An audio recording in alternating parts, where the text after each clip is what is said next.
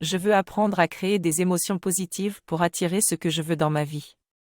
Je réalise que croire que les choses arriveront si Dieu le veut ou avec le temps est une croyance fausse dans le processus créatif.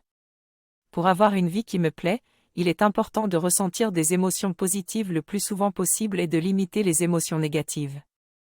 Je sais que la félicité permanente est le lot commun de toute la création non humaine, mais notre ego non contrôlé nous aspire souvent dans des vies qui ne correspondent pas à ce que nous désirons et qui sont teintées d'émotions désagréables.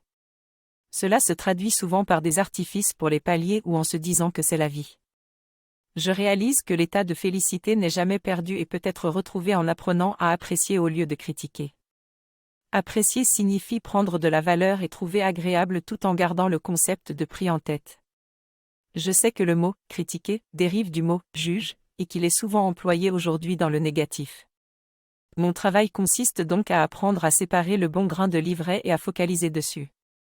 Je comprends que le fameux « contraste » est la matérialisation négative de mes pensées, croyances et mémoires indésirables.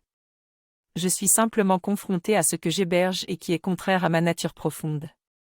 On apprend que nous sommes les acteurs de notre vie et que tout ce qui se passe à l'extérieur de nous est une cristallisation de ce qui se passe à l'intérieur.